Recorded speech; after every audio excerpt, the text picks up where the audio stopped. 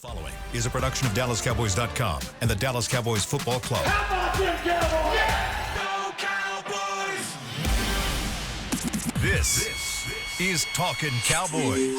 Streaming live from the Dallas Cowboys World Headquarters at the Star in Frisco. C.D. Lamb, touchdown. Parsons has sacked it. Prescott keeps it, and he bangs it in for the touchdown. And now your hosts, Isaiah Stanback, Patrick Walker, Josh Rodriguez, and Kyle Youmans. It's a schedule edition of Talkin Cowboys, presented by Black Rifle Coffee Company, live from the Star in Frisco, Texas, and the SWBC studios. Welcoming everybody. We've got Tommy Yarrish. We've got Josh Rodriguez with Chris Beam in the back. I'm Kyle Youmans. The schedule is out. Of course, it happens right after we get off the air, as it always does. We're also going to talk some OTAs, which, by the way, guess when that happens, Tommy? Today. Right after what? This. Talking Cowboys. OTAs continues, and we get our first look at the 2025 Dallas Cowboys team. Glad you're with us, though, as we'll talk through it the best we know how, and then we'll wrap it up again next week going into minicamp, which starts right after what, Josh? OTAs. Talking Cowboys. Oh. Yeah, next week. Oh, my Tuesday. So I where wasn't we paying are. attention to you, man. You said what? I wasn't paying attention to you. That's okay. No. To be fair, don't think of this as a late show. You know what I mean? Yeah. It's not late. It's We're not just a after wrap-up. everything. It's a recap. Yeah. We're just recapping it. That's all We're it just is. hanging back. We're chilling. So, yeah, we know you know the schedule We're not currently. breaking any news on this show. Not until the season starts. But then we get after it. We break news during the season for Yeah, sure. we do. Quite a bit, actually. Because that's when it's going down. Oh, yeah. Right at 9 o'clock. Isaiah's out of town. He'll be out the next couple weeks, and then Patrick should be back next week. So looking forward to getting everybody back. I do want to give a little bit of credit here, though, before we get things underway and start talking about the 2025 Cowboys schedule. I want to give some props to Tommy Yarrish, who yesterday called the first ever girls flag football championship held here at the Star in Frisco. Arlington Martin takes home the crown. Just down the street from AT&T Stadium is where they are. They get to celebrate with state championship aspirations. But Tommy Yarrish, Nicole Hutchison were on the call for those games. You did a great job, my friend. Well, thanks, man. I appreciate it. Yeah, Nicole was awesome, and the whole production team was great. And really, tip of the cap to Danny McCray, who has been kind of the spearhead of pushing girls flag football to the forefront. This is for their first time doing this thing. He did a unbelievable job, and the fact that I just got to be a part of it was really fun. And so tip of the cap to Danny, and now, hoping that the UIL makes this a sanctioned sport so that girls all around the state of Texas can participate and continue to grow the game and make it really fun. It was a really cool event. There were so many different teams represented. They played all day yesterday leading up into the championship, and then and I know there was another event in Houston. The Texans have been making a push for the Austin area and the Houston area, and then the Cowboys have Dallas covered up here. And so it's really a statewide NFL push to continue giving high school-aged girls the opportunity to possibly earn scholarships in college now. It really is a cool thing going on. If you have any questions on that or want to learn more, go to NFL.com. I think it's /flag or something. I think there's also on the Cowboys site, too. I think it's Cowboys.com/girls flag. Girls flag. That's the site. And again, big shouts to Danny McCray for putting it together. And really, like, anytime you hear that, the girls flag football in this building, Danny McCray has touched it. You know what I'm saying? Like, he's had a part in it. And even looking at the uniforms, like that's so awesome that they were able to do that. Yeah. And so many schools involved as well. I mean, participating schools, like, it's just a laundry list of 54 schools around the state. That's amazing. That's amazing. Awesome. For the first year, that's incredible. Yeah. And so again, huge Danny credit. and his team, and Charlotte Jones and the Gene and Jerry Jones Foundation doing a great job setting all that up. So a lot of positives to go around for girls flag football, and it's only the beginning. Only the beginning. Just like the beginning of us knowing what the Cowboys schedule looks like. It was released last week, Wednesday. What a segue. The Cowboys. That's a pro segue right This there. is a pro right here. Thank you. Week 1 to week 10 is kind of what a normal NFL schedule is going to look like. You kind of go with the normal divisional games mixed in with a really tough one here and there, a couple tough road games there. You start, of course, with the Eagles, which we talked about last week, and then you got the Giants at home, go on the road against Chicago, back home against the Packers. That'll be a fun one at the end of September. Then you go on the road against the Jets. Following that, then you get into a couple road games against the Panthers and the Broncos, Commanders, Cardinals at home before the bye week in Week 10. The reason I set it up that way, though, is because that's a normal NFL schedule. A couple tough ones, couple road games, couple home games. Sounds like a monster truck commercial. Yeah. Sunday. It keeps going. But the back half of the schedule, Jim, might be the toughest half of any schedule of all time. It's the only time that an NFL team has ever played 11 win teams in 6 straight games. In history? In history. Of all time? Of all time. They have 6 straight games against teams that won 11 games or more last year. Starting with Philadelphia in Week 12. It goes Philadelphia, Kansas City, Detroit, Minnesota, Los Angeles, Washington. Bang, bang, bang, bang, bang. And it's 4 straight games, including Philadelphia, Kansas City, Detroit, and Minnesota, of teams that won 14 games or more the year before. Now, to make matters worse, 2 of those are on short weeks, too. Oh, yeah. You play the Chiefs on a short week, and then you play the Commanders on a short week. You also play the Eagles on a short week because that's coming off of Monday Night Football. You're right. So it's 3 of those games off of a short week. I mean, the NFL did not do any favors on the back half of the schedule. No, they didn't. And this is, you look around by whatever metrics some folks use. This is one of the most difficult stretches, I think, in maybe NFL history when you're looking at teams from last year. But if you're trying to find some of the positive wrinkles in this, if you're a Cowboys fan that sits out there, one, you get some of these games, sure, on a short week's notice, but you also get a little bit of a longer break between some of them too. Between Detroit and Minnesota, you get 10 days off.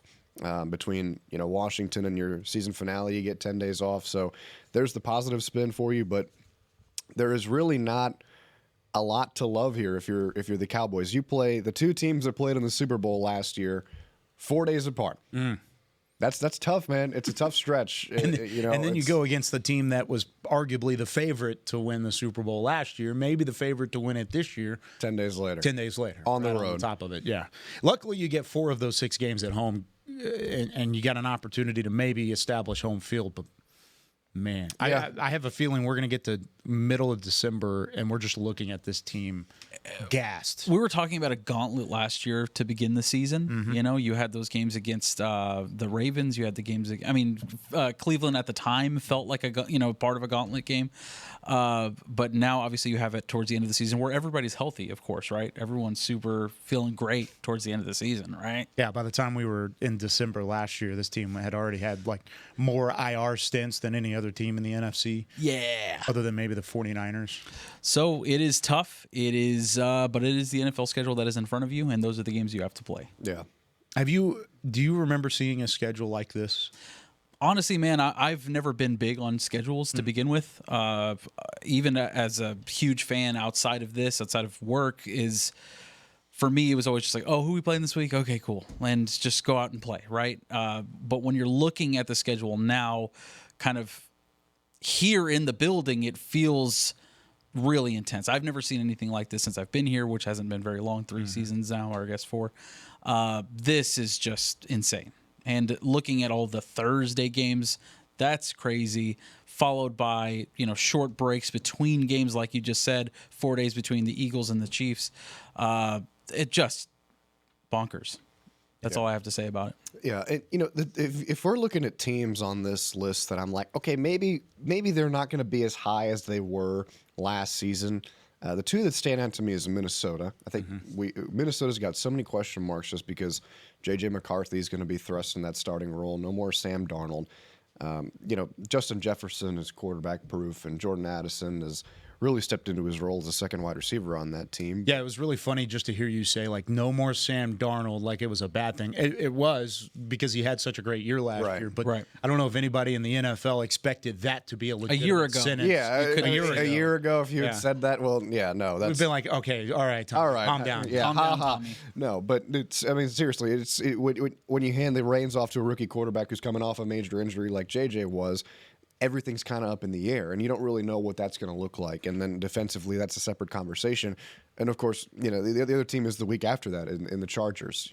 I'm never going to necessarily bet against a Jim Harbaugh team being consistently a good physical football team, but Do they feel like they've got enough now to be able to compete at the top of the NFC and to get back to the playoffs again? What does that team look like? I think, look at a Marion Hampton, that guy just screams Jim Harbaugh.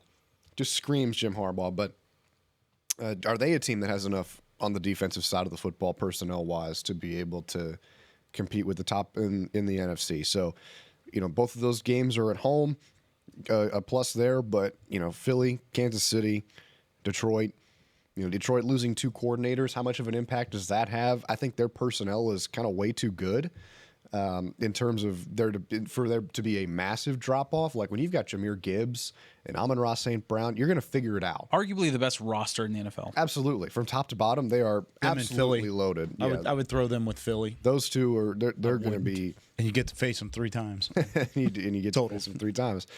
And then, the Commanders, too, I mean, as good as they are, and I think they got better this offseason too, Dallas played the Commanders well last year. Mm-hmm. Heck yeah. I would say Jaden Daniels, who was excellent and so much fun to watch, probably had 2 of his worst outings of the year against the Cowboys. They just had his number both times. I know the last game he was kind of like, okay, whatever, we're in the playoffs, so we're going to pull you early. But in that first game, he kind of found his footing towards the end when that bonkers game started to close itself. Scary Terry. Still scary. Mike Zimmer, you got to give him credit. He did a good job of being able to limit him and take him away. And now, do you feel like do they get the Commanders in that second game at a point where Dallas is healthy enough to have guys who can keep him in the pocket, like a DeMarvion Overshown or something like that, to be able to kind of limit him? Maybe Kenneth Murray. I know he's got some speed too. Yeah, I mean, you go up and down the schedule, and even some of the early games on the schedule. I think Green Bay at home. Green Bay has never lost at AT&T Stadium in the history of their franchise. They have never lost. Ouch. Including the Super Bowl, which was not against the Cowboys, but since then they haven't lost in a regular season game at AT&T Stadium. You take the Commanders at home on August 19th or October 19th. I mean, that's another tough game. Denver on the road. Who knows what Denver is going to be this year? Who knew they were going to be what they were last year too? If you had to pick one game out of what I would consider the gauntlet of the schedule, the week 12 through week 17, if you had to pick one game that was most likely for Dallas to surprise somebody, who would it be? I'm going to go. I kind of picked this game already on Hanging with the Boys last week. It was brought in sort of at the tail end of the third segment. Mm-hmm. But talking about how important it would be to beat Green Bay at home. How important that game would be for not only the Cowboys, but for Brian Schottenheimer's coaching tenure, his first year as head coach. Is he able to exercise some demons and finally beat the Green Bay Packers here at home for the Dallas Cowboys? I think that, to me, would be a litmus test, not only for him, but for the team as well, and getting them back into their winning ways. Obviously, we had 3 12-win seasons last year, notwithstanding. I think you kind of can... if you get a good game out of that game, you're able to carry that over. Yeah. It's like you exercise that, you've conquered that goal. Let's see what Philly holds in store for us later on in the schedule. Let's see what the Lions hold in store for us, who we have had really decent games the last 2 times. I mean, granted, actually last year was terrible. Yeah. But we'll talk about it. We'll talk about 22. But the year before that, I mean, that was an excellent game. So I don't know. I feel like at least if you can conquer that, man, the rest of the schedule can really open up for you if you're playing good football at that time. Here's the kind of wild card, I'll say that for lack of a better term, that can change everything is, does Dak Prescott stay healthy? If Dak Prescott's available in that backstretch, then I think you like the Cowboys in a lot more of those games than you would if he isn't. That's going to be quarterback. That's going to be your biggest thing, and I know that's kind of like a well, yeah, no duh type of comment. But when you think about this team now at the backup quarterback spot, you don't have Cooper Rush, who has gone in and played games for you and won games for you. You don't have Trey Lance, who has gone in and played a game for you, but he's still there. Sure. You've got 2 newer guys and a Joe Milton who's still learning the playbook and learning the offense and has only played in 1 game in his entire career. And you've got Will Grier. And Will Grier hasn't played in a game since 2019, in a regular season game since 2019. So that's what can really kind of take all of this and just throw it out the window. Yeah. And again, it's an obvious comment, but with the fact that Dak Prescott's only played 2 fully healthy seasons in the last 5 years, it's something that you've got to consider. So what would your game be? In terms of the upset? Yeah. Which one do you feel like is most likely to happen? Since you said Minnesota earlier, pick another game. Okay. I'll say I think they can get the Chargers. I think that's a game where this is going to be an all-around tough team, and as long as Jim Harbaugh's there, they're going to be a good defensive team. They're going to run the ball well.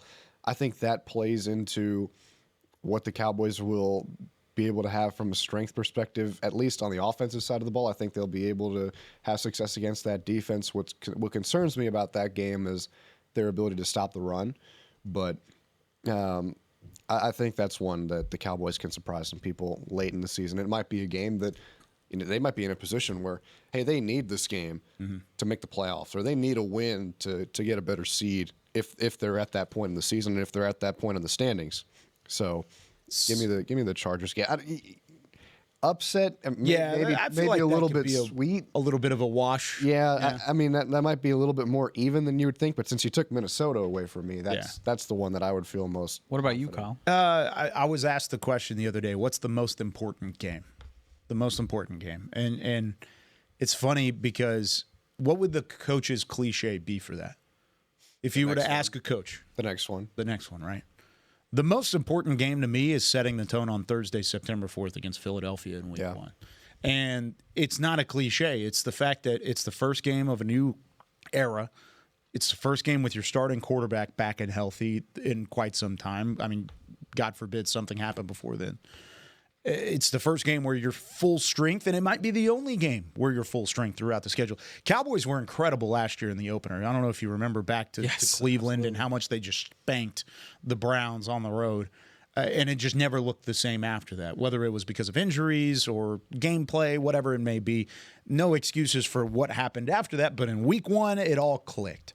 If it clicks again and you're able to steal one from Philly, securing at least a split in that series after what they did to you in 2024, I would feel so much differently about any part of the schedule because I'm confident going in and seeing the Giants and the Bears, and things get dicey after that. You got the Packers. I could see this team being, if they beat the Eagles Week 1, which is a huge if, I could see them being 5-1 going to Washington or welcoming in Washington against the Commanders on October 19th.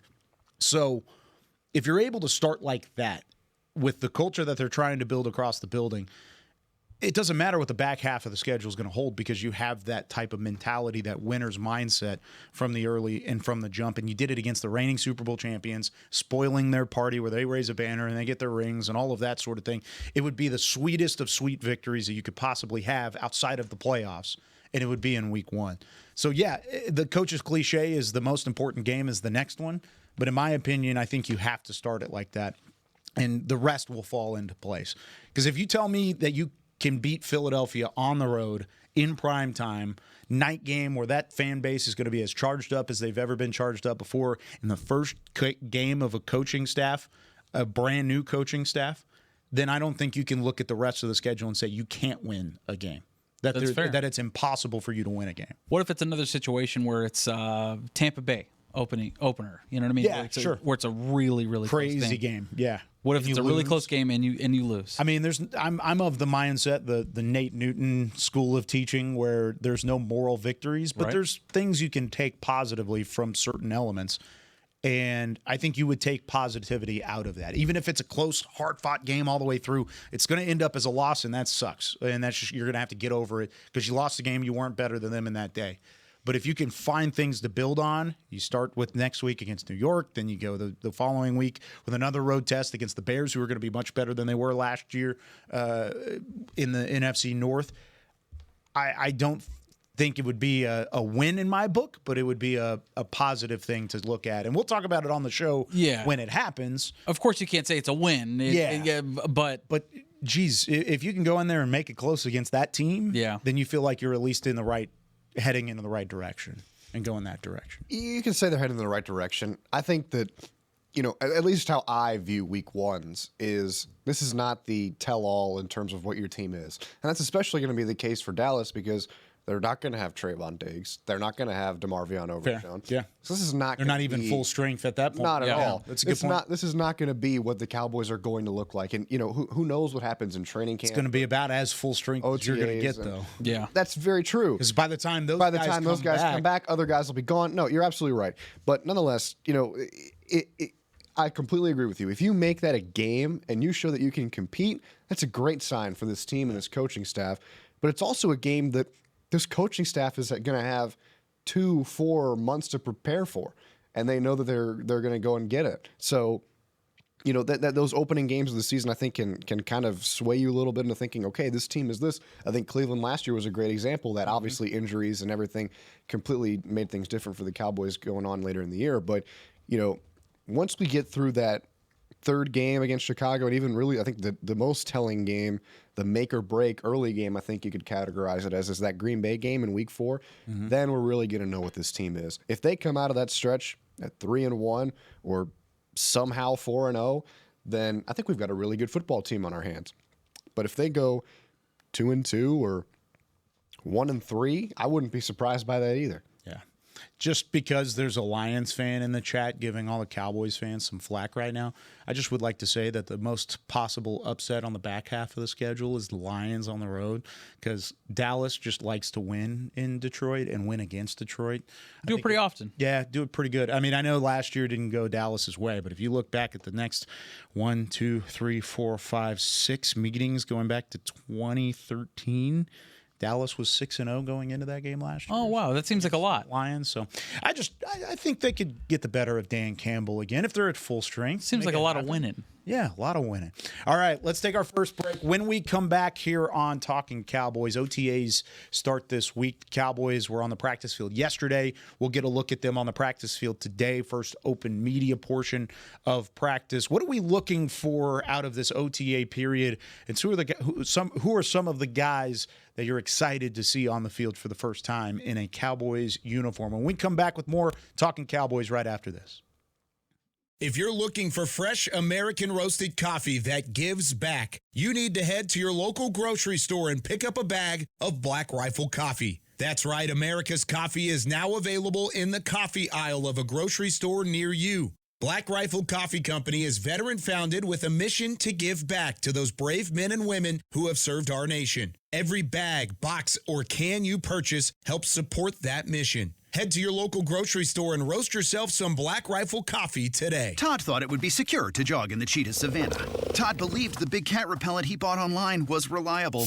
And now, Todd is trying to be faster than this cheetah that can run 80 miles per hour. But the good news is, Todd has AT&T 5G that is fast, reliable, and secure. And he learned the best thing to do is stop running and toss her the backpack with the beef stew. AT&T 5G. Fast, reliable, secure. 5G requires compatible plan and device. 5G may not be available in your area. See att.com/5G for you for details. It's the official men's skincare brand of the Dallas Cowboys, Jack Black. And right now, Cowboys fans can get 15% off their $75 order. Plus, because every deal needs a playmaker, your order will include a free 5-piece skincare set and free shipping. The Jack Black Playmaker is 4 of Jack's favorites and a full-sized intense therapy lip balm. Make a play for the Playmaker at getjackblack.com/Cowboys with the code CowboysVIP. That's getjackblack.com/Cowboys with the code CowboysVIP. If you shout, "How about them Cowboys?" you have that undeniable passion that's the heart of Cowboys Nation. And if you like to drink Dr. Pepper, you love the unique blend of its 23 flavors. Together, your one-of-a-kind fandom paired with the one-of-a-kind taste of a delicious ice-cold Dr. Pepper is the game day lineup that can't be beat. Better yet, gather your Cowboys and Dr. Pepper fan friends to watch the next game and crack open a delicious ice-cold Dr. Pepper for everyone. The wins will be even tastier. It's a pepper thing. Back to Talkin Cowboys. This segment of Talkin Cowboys is brought to you by Invisalign, the official smile of the Dallas Cowboys. Back alongside Tommy Yarrish, Josh Rodriguez, Chris Beam in the back. I'm Kyle Youmans. We have our YouTube comment of the day out of the first segment. I'm going to give it to Camo. I liked his comment. It's all about confidence. I'm surprised you saw it. I know. It's just a one-liner because it's camo. Oh, I thought it is a one-liner. Who cares? Everybody getting the belt. Talking about the Cowboys' schedule in 2025. I like the confidence. I like it. I love it. There was one comment that just flowed in a minute ago. Said they disagree that the Bears are going to be better than they were last year. They were 5-12 last year. I don't think they're better than the Cowboys. I just think they're going to be better than 5-12, even with the first-year coaching staff. I know there are some people out there that might think that there's a chance they win that division. There's no way they win that division with the Vikings and the the Vikings, the Packers, and the Detroit Lions, who are not very good, and I just don't want to say anything positive about them specifically because of who's in the comments. That's a tough division overall. It's a tough division. I still think they're a 10-win team, though. I think they've got that kind of group. I love what they did at the offensive line. That's a 5-win improvement. I know. That's twice as good as last year. Yeah, I think they're twice as good. Oh, man, I don't know. I would like to see it. They deserve a decent team in Chicago. They've been waiting for a good team for a long time. Chris, what do you think? What's the Bears' record next year, Chris? Crispy. I've got to turn down so much stuff in here. Oh, yeah. No, you got a minute. What do you think? Up. He's got to turn more stuff down. He's turning it down. I have to turn stuff up and down. And down. So, sorry. You're good. I'll say, not looking at their schedule, I'll say they go 7 wins next year. 7 wins? That's better. Yeah. I'd say 7 or 8. That's 2 wins better. There's a chance they could fight to be 500 next year. I like it. Yeah. I like 7. You thinking 7? I'm thinking 7. I think that I think they improve more than that. I'd say 8 or 9. They're going to be right on the cusp of 500. 8. Right around there is where I'll throw it. But all right, OTAs in the building starting yesterday. The Cowboys got on the practice field. It's the first time the whole group has been together. Rookies, veterans, everybody on the field. Love it. Who are some of the guys that you want to see more of this week? It's like how Bill Jones says it. It's football players on a football field. He does it every single time. Every time he sees impression. Yeah, I try. But welcome to the Blitz. He's the good. Cowboys report. I like Bill Jones. I like how he does. My guy. But Donovan Ezraiku, let's see him. Let's see him. I want to see how he can contribute to a defensive line that is in desperate need of depth, obviously. You want to see that. And then Tommy Yarrish posted a great article yesterday for Depth Chart on DallasCowboys.com. Please check that out. Thanks, where you have rookie defensive tackles going up against each other. You have Jay Toia. So Thank you very much. It's really, so we kind of got like taught on that a little bit while we were in the locker room. And it's almost like a D at the beginning. It's like a Doia. It's like a soft T. It was really weird. You were there, right? Whenever he was talking about it. And so we were talking with PR about it, and it's going to be a weird pronunciation. I don't know what they're going to officially put it on there, but Doia is what the pronunciation is, but it's supposed to be like an like a soft T. Yeah. Doia is what I heard at least. Very interesting. And then you have Tommy King Basote as well. Another rookie that, I just want to see. They didn't help us with these names, did they? No, not at all. But I think we got it for the most part. Yeah, we did. We can learn. You nailed it. We can grow and learn. You nailed it. Thank you. I want to see how that battle plays out. I want to see how the depth is able to step up this year because we just simply did not have it last year, and we desperately needed it. So let's just see how these battles work out. Let's go through Tommy's OTA article yesterday and answer the 5 questions the Monitor as Cowboys began OTAs. How about, will Micah Parsons participate on the field? That's one I wish I knew the answer to. We're going to find out here in a couple hours, but I would not be shocked if he doesn't, just because he's kind of hinted at it in the sense of like I'll be around in terms of being able to learn and walk through it, see the playbook, be around my teammates. I don't know if that means he's going to necessarily partake in practice and those drills and those kinds of things as he goes through this contract extension talks with the organization. And we don't know if he participated yesterday either because we weren't able to see yesterday's practice. We did not. So today will be the telltale sign. Let me ask you this. Do you guys care at this point? No. We're not playing a game today. I don't care. Not right now. If he's out there. I'll see him out there later on. He's out there. Yeah. I think if he's not there by training camp, of course, then that's. I would say for right now, I think you're better off per se, but any kind of work that you can get with a new coaching, especially with a new coaching staff, any kind of work that you can get in together with your new teammates and everything like that is going to help you, because then it allows Matt Eberflus and his staff to get a look of like, okay, this is what this personnel package is going to look like. Here's what we can do when Mike is on the field. Here's what we can do when he's on this side of the ball, or when he's on this side of the ball. When he's not there, it makes it a little bit more difficult in terms of like, okay, obviously since he's their best player defensively, he's going to be involved in so much of the conversation that when you remove him from that equation, you're putting yourself in a spot of like, okay, we may not be in this situation a lot, but here's what we're going to be doing. And so that to me is the kind of catch with that, is you want your best players to participate in that kind of stuff. And, Jerry Jones talked about with us at the NFL's league meetings, we want to see Micah Parsons grow more as a leader.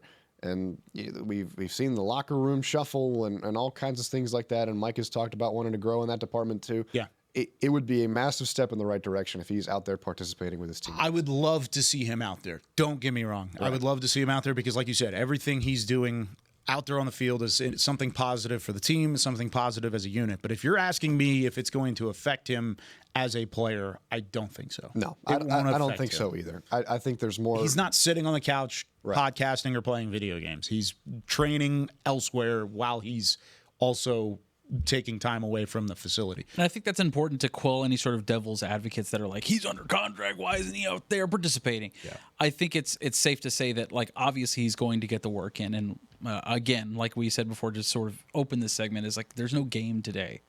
There's plenty to learn. If he's out there, all the better. But there's plenty of time to kind of work on that. And if he's not there at training camp, that's a whole different conversation. Yeah, I think they'll get a deal done, and training camp will change things. But even mandatory mini camp, stuff like that, like the mandatory team activities, I would love to see him there for that. I don't want him skipping anything mandatory. But right now, at this point in time, we're in the middle of May. We're not even into June yet. It'll take some time, and once they get it right from a contract standpoint, they'll get there. All right, next question. What does CeeDee Lamb and George Pickens' dynamic look like on the field together? That's what I'm most excited to see going into it. We kind of saw it this past weekend. Tommy, I believe you did an update on it. Yeah, they hung out together at Kyler Murray's charity softball tournament out in Arizona. And, something that George told the media when we got to do a conference call with him, and something that CD said too, is, hey, we're both ones, right? Like this has been this conversation around Dallas, and even Stephen Jones used the term wide receiver too, or second wide receiver, and everybody thinks it's like it's a tier list, right? Of the hierarchy. Like you've got to have this guy above this guy, and CeeDee Lamb and George Pickens are saying we can throw all that out the window. We've just got two very good wide receivers lined up alongside each other, which is true. Yeah, that is. Still think it's a 1A, 1B, which is still tiered, right? And you can tier it as much as you want, and one's going to have more production than the other, and that's fine. But if you're a Cowboys fan, or if you are the Cowboys, all you're looking for is for George Pickens to come and take this offense to the next level, right? To make some of the plays that the guys on the roster from last year weren't able to make, right? Like those downfield shots. Dak Prescott loves the seam routes and loves throwing in the seam.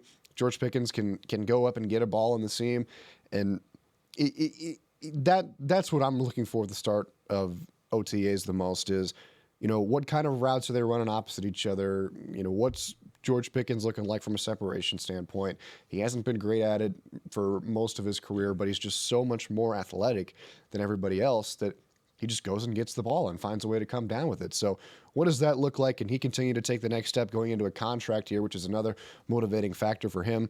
And then how does CeeDee Lamb play off of that, right? CeeDee Lamb has been really good for the Cowboys after the catch and just on quick routes where they get the ball in his hands, whereas, Pickens can be all right, we're going to try to take a shot here kind of player where you go outside the numbers and see if Dak Prescott can put the ball in the right spot. I just think having a player like George Pickens is going to be beneficial to your team it's going to help in every way on the offense. And, looking at even a player like Kevontae Turpin, I think the opportunities for him will be more abundant this year because you are afraid of those two receivers on the outside. And just based on the interview that they did from Kyler Murray's thing over the weekend, it felt like they're on the same page. They're feeling good. That's granted without actually practicing on a football field. That's actually without playing a game. But I just think it keeps defenses honest. I mean, they are going to see exactly what CD and George Pickens are talking about. They're going to see CD on one side, and they're going to see George Pickens on the other, and you have to account for that either way. And to your point with Turpin, it slots everybody else into their role.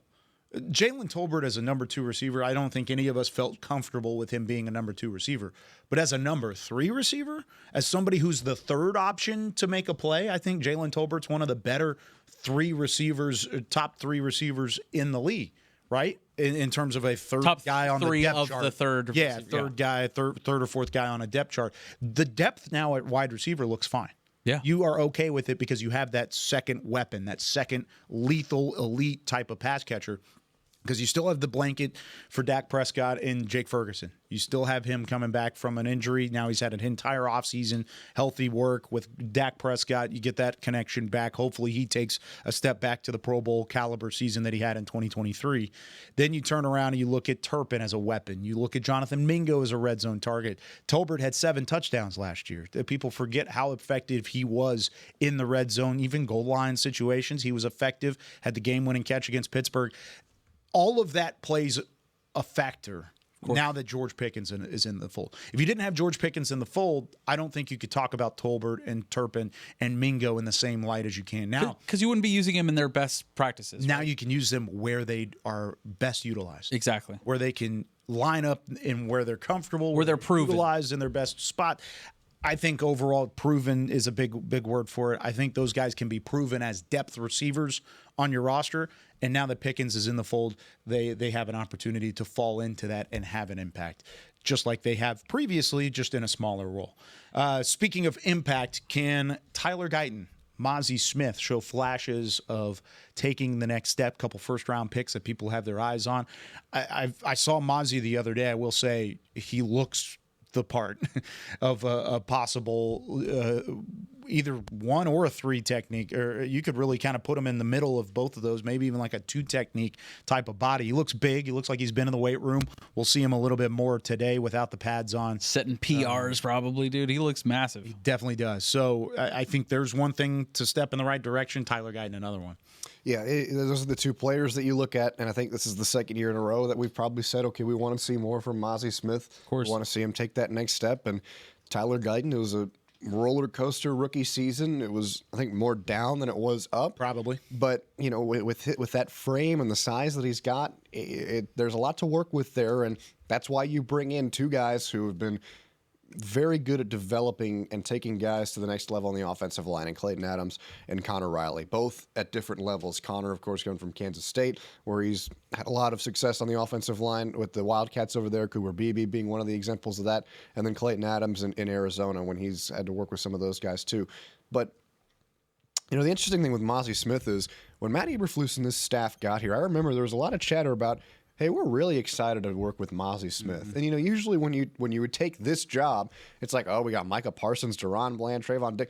It's like, that was the we're first excited name about out of his Mozzie mouth, Smith. right? We're excited about Mozzie Smith and what we can do with him. So that's not to say, all right, all-pro season for Mozzie Smith coming up. But I think it's interesting that they pointed that out, and that was the first name amongst the many very talented players that Dallas has on this defense. So another guy who's got a good track record on the inside, especially with those big one-techs, is Aaron Whitecotton. You look at Quinnen Williams in New York, who, you know, I think obviously Quinnen is a lot more versatile than Mozzie is and a lot of the guys in the league are, but the Jets had a pretty good defensive line, and Aaron Whitecotton was a big part of that. So if they can take Mozzie Smith to the next level, then I think you feel better about the defensive tackle position, because right now, as it stands, I don't feel great about defensive tackle at all. Not at all. I mean, let me read you the names that the Cowboys have at defensive tackle. It's not even I'll let you read here in a second, but it's not even an if they can take Mozzie Smith to the next level. It is a must. They have to. With the way that this lineup and the depth chart is at defensive tackle,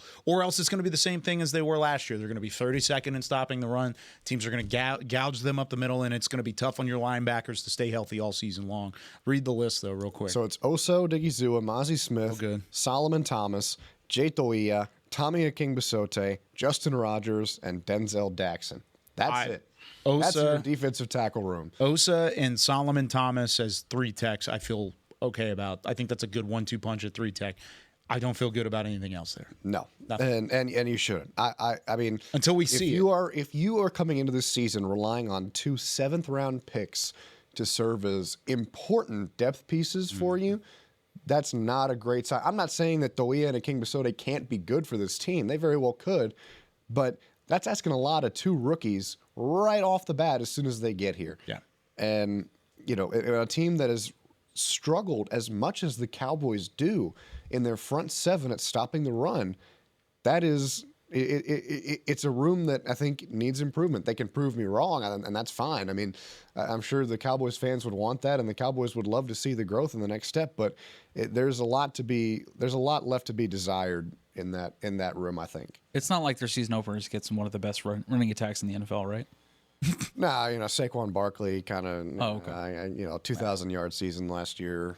We got it. Something like that. Man, Tommy. Sidebar to that, one of my favorite parts of the NFL schedule release is seeing all like the little Easter eggs and shots that other teams take at other teams. The Chargers having the ghost of Saquon Barkley haunting the Giants in the middle of like their room in their Minecraft schedule release was hilarious. Yeah. It was so good. It just like pops out of the wall and it's just Saquon haunting the Giants, and that will haunt them for a while. Yeah, sure. It certainly will. All right, we're going to take our second break. When we come back, we'll answer the other couple questions on this list and continue taking a look ahead at Cowboys OTAs. What else are we looking for on the practice field momentarily when we come back with more Talkin Cowboys? Todd thought it would be secure to jog in the cheetah savanna. Todd believed the big cat repellent he bought online was reliable. And now, Todd is trying to be faster than this cheetah that can run 80 miles per hour. But the good news is, Todd has AT&T 5G that is fast, reliable, and secure. And he learned the best thing to do is stop running and toss her the backpack with the beef stew. AT&T 5G. Fast, reliable, secure. 5G requires compatible plan and device. 5G may not be available in your area. See att.com/5G for you for details. They say champions are remembered, but legends are never forgotten. United Ag and Turf offers a winning lineup of John Deere equipment built to tackle any challenge on and off the field. Legendary John Deere tractors, combines, residential mowers, commercial mowers, compact construction equipment, Gator utility vehicles, and a full line of golf and sports turf equipment. United Ag and Turf, the official Ag and Turf equipment supplier of the Dallas Cowboys. Visit UnitedAgAndTurf.com to find a location near you. Hey y'all, Matt Pittman of Meat Church here. With football season kicking off, I'm already gearing up to bring the smoker back to AT&T Stadium for some epic tailgates. But with that Texas heat, it's crucial to keep my beer hand cramping cold. That's where Yeti's insulated Colster can cooler comes in clutch. This year, you can even get them with the iconic star engraved on the side.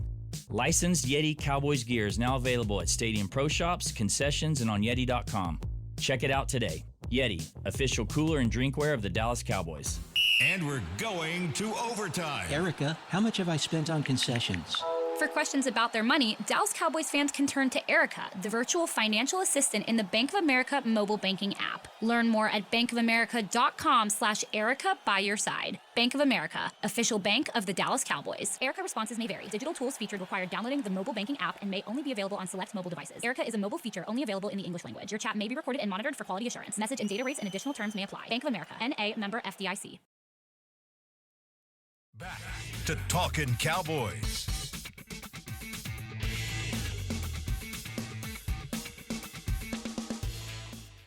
Back here on Talkin Cowboys. Glad you're with us. Tommy Yarrish, Josh Rodriguez, Chris Bean doing great work in the back. I'm Kyle Youmans. All right, we're going through Tommy's article. 5 questions to monitor as the Cowboys begin OTAs. Great article. Go check it out on DallasCowboys.com. You can see a little bit more in depth even to what we're giving at the moment. We've gone through receivers. We've gone through Micah Parsons. How about how involved will Dak Prescott be? Ooh. That's a big one right now. Where do you feel like Dak Prescott's involvement should be at this point in time, coming back from the injury? Seen him on the field a little bit, but not like full speed. There's no pads yet. Do you think he should be fully involved or just pitch count at the moment? I think he's earned the right to do whatever he needs to do on the field. I mean, obviously they have him out there. You see him working out. I mean, I see him working out just about every single day. He's out there. And he's active, and see he it looks on the great. social media videos too. The social media videos. I mean, he was like catching punts out there, like just for fun. You know what I mean? It wasn't anything serious at all. But like he's active. He's having a good time, clearly out there. I think as involved as he wants to be in OTAs, he will be.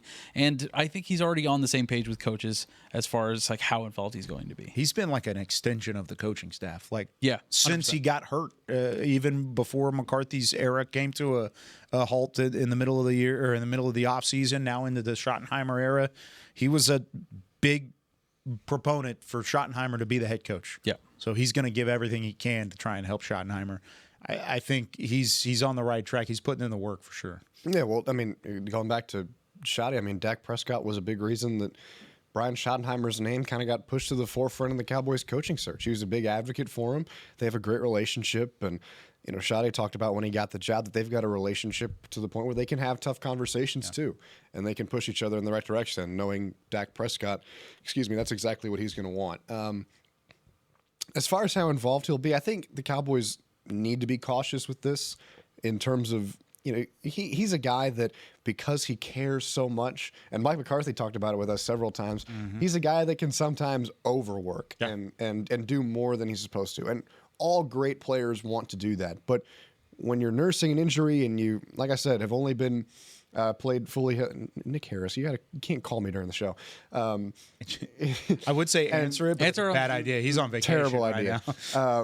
But you know, when you're coming back, like I said, 2 healthy seasons in the last 5 years, you got to be cautious and make sure that he's fully ready by week 1, because that's what matters. Like we talked about with Micah Parsons, like when he gets on the field, you know, you could debate that it doesn't really matter until training camp. Dak Prescott, you can hang your hat on. Okay, we've seen this guy play. He's going into his 10th NFL season. He knows everything he needs to know about our scheme. He's in the room every day, and he's still participating in practice, but we don't need to have him taking every rep or going 100% when he's still nursing back to full health. We want this guy at 100% for 17 games. So you can, I think, play it a little bit more cautious with Dak Prescott. No, yeah, I think you can. And it was a non-contact injury to start, right? You don't want anything else like that to happen. So continue to get him involved. I think he's going to be really involved, just like you said, 100%. Based off of what we've seen in the building. He's out there every single day. I think he'll be pretty much in the thick of it, as you would expect at this time of the year. And when I say out there, not with the clipboard, like he's running around. Running around. Got a jersey on and everything. Yeah. Who can rise to the top in the running back and cornerback rooms? Now, we just talked about defensive tackle. These 2 spots concern me significantly when it comes to the Cowboys roster. Running back, I like the veterans that they've had. I think Jaden Blue can be a home run hitter at some point, but it's not likely that you're going to rely on a 5th-round running back to be that guy off the jump and to be a starting bell cow back or even a change of pace back at this point in time. You say that, but I think that's a lot of people's expectations. I think that's the fans' expectations. That's right now. unrealistic to think. And I think it's great if it happens. Yep. But the expectation of it would be unrealistic, in my opinion. But I think we have to put it out there that it's like, I don't think you want to go into the season thinking that Jaden Blue is going to be your every down back, because he was not that in college. No, he was not that. He never showed, but there's less tread on the tires. Of course. Been around some great running backs. He had a great running backs coach that's now coaching for some team up north that wears blue and has a cat on their helmet. There's a couple things to kind of keep in mind with him, though, is he had a fumbling concern. He's not a physical back. There's a lot of speed element to his game and a finesse element to his game. He's going to have to add some size. He's going to have to add some physicality. Pass protection is going to be a thing that they're going to be concerned about early in his career. Running back, corner, I look at and I say there are still holes here, especially until Diggs returns. He did put out a tweet yesterday that I thought was kind of interesting, saying that he was returning quicker than he thought initially. It kind of felt like he was talking about his initial injury, like the one from – he was speaking in past tense and past terminology, so I don't know if he was talking about the first time he had a major injury, but this is a second time. So even if he does return earlier than expected, I'm interested to see how he's going to fit into the fold in this cornerback room. Yeah, and you know, if he can return earlier than expected, that would be massive for Dallas, because, you know, you look at the cornerback room, you've got Deron Bland in there, and then after that, it's really a lot of question marks. Like, what are the Cowboys getting out of Kaiir Elam, who they traded for in the offseason? You know, is a fresh start what he needed to be more of what we saw when he was coming out of Florida? Savone Revel, the 3rd-round pick from this year's draft, is he ready to go and it's been ready out there for too. Same thing, kind of like that. Right. Yeah. Right. But he's been off to the side. He hasn't been participating in any team activities, and he won't as he continues to recover from a torn ACL. But he said he should be ready by training camp. So if he goes through training camp and does well, does the staff trust him enough to start him on day one opposite DaRon Bland? And then, the biggest thing for me is, who are you putting in the slot?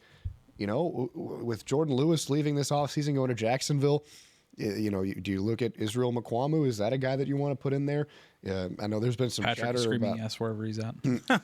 I know there's been a lot of chatter about DaRon Bland moving into slot. I don't see that happening. I think that's less likely, but I think you can still lay it out on the table. But that position, the slot corner especially, is going to be the biggest question for me, just because I think it's a really important role in today's NFL. I think that's the one answer that you don't really find out until training camp, until the start of training camp, and when you see Savon Revo. I don't think until he's healthy and on the field and taking reps, I don't think that you really know the answer until then. Because I think you're banking a lot on how he's going to. You're banking a lot on his production during the season when you don't exactly know what he looks like in the defense. Sure. I don't think you can bank on anybody's production in the cornerback room, period, because you think of DaRon Bland, Trayvon Diggs, those guys have been injured. They've been out of the lineup. They've been back and forth. Sure, Trayvon did what he did a couple years ago and broke records with the interception. Same thing with DaRon Bland 2 years ago now. Broke records with the pick sixes and had a great year. But they've had major injuries, sometimes multiple, in the case of Trayvon Diggs going into this year. I don't think you can bank on any of those guys, because everybody that's expected to be a starter right now had some kind of injury last year. Bland, Diggs, Carson, and Revel at the college level.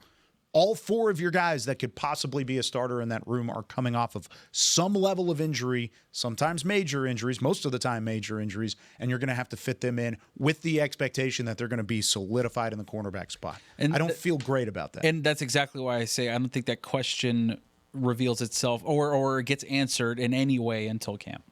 I don't think there's anything between now and camp that they do until we get there on the ground and then they start seeing these. You say the same thing about running back too? Because I think I could say the same thing about running back. I feel like you're going to see something. I feel like we are where we're at with running back. I don't know that changes at all.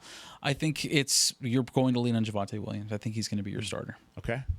I think Javonte Williams has a little bit more juice than we're giving him credit for. Okay. I'm not saying that he's a Pro Bowl lock or anything like that, but I think he's got a little bit more left in the tank than people think. Obviously, the injury past with him has been, really what has changed things. But we'll see what happens, obviously. But when you look at a by committee approach, which is what it looks like the Cowboys are going to have to rely on at least to start, I think Williams is your spearhead there, and then everything after that is kind of up for grabs. What kind of version of Miles Sanders do you get? Do you get more of the 2022 Philadelphia Miles Sanders, or do you get more of the 2024 Carolina Panthers Miles Sanders, right?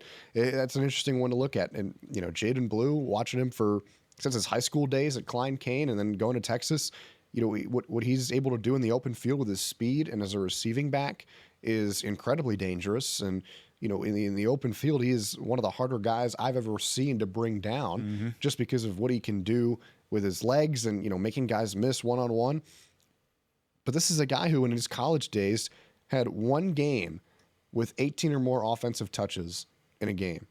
So this is not I'm going to carry the workload type of running back. Yeah. This is a guy who, he can run in between the tackles. Think Tony Pollard coming out of Memphis. Yeah, he can run in between the tackles, and he can slip out of the backfield on a wheel route or on a Texas route and catch and run for you, but he's not going to be a guy who's going to carry the ball 20, 25 times a game, which is what it sounds like Brian Schottenheimer would be looking for based on how much he wants to run the football.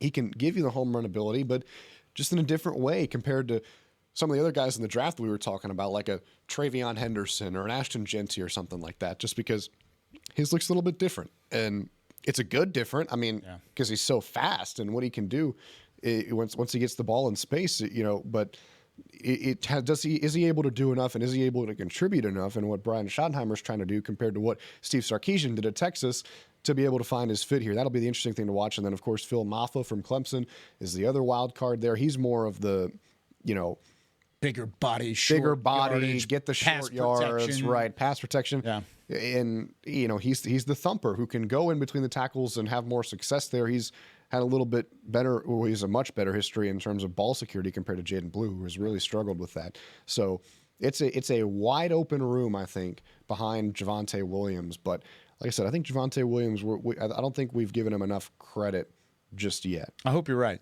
I hope you are, because I think he did some things in Denver that was worthwhile. And yes, he dealt with injuries there too and kind of had an up and down ending.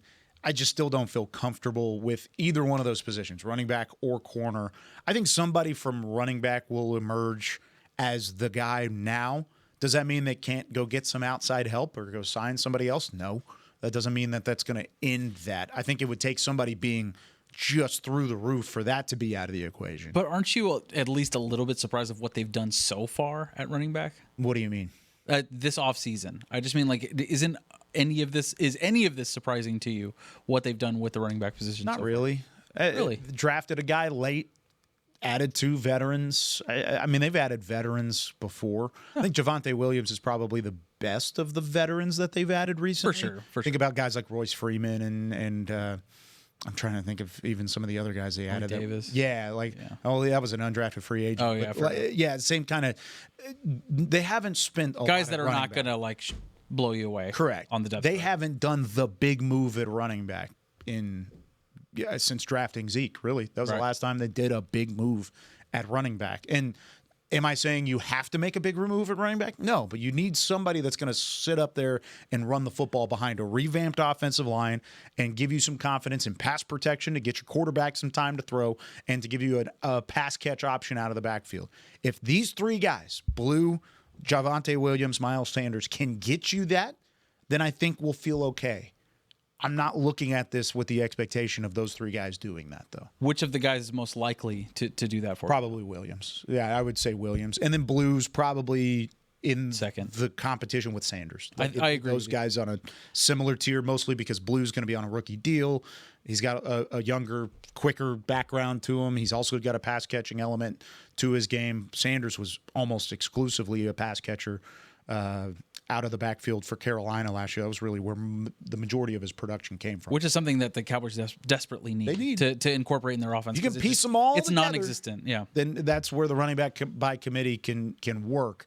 But, man, there's a lot that can fall apart, too, because what you might get in a positive element from one player, you may give up in a negative element in that same player. Exactly. It's kind of inconsistent. Give and take. Yeah.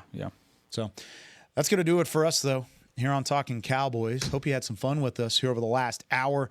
Started the show making the joke that we won't be back on the air until next Tuesday, and all of this stuff's going to happen between now and then. While that is serious, and we'll be back next Tuesday, be sure to keep up to date. DallasCowboys.com, Tommy Yarrish, Patrick Walker, Nick Eatman contributing through OTAs, getting into minicamp coming up very soon. And you'll have some Kyle Youmans on there too, DallasCowboys.com. Yeah, I'm going to sprinkle a little bit something in there. We'll take 5 or something? Yeah, maybe. Yeah. Or what High is it? five. High five. High five. My bad. Presented by Take 5. Bang. Bang. There you go. For Tommy Yarrish, for Josh Rodriguez, for Chris Beam in the back, thanks for watching. I'm Kyle Youmans saying so long from Talkin Cowboys. We'll see you next week. This has been a production of DallasCowboys.com and the Dallas Cowboys Football Club. How about this,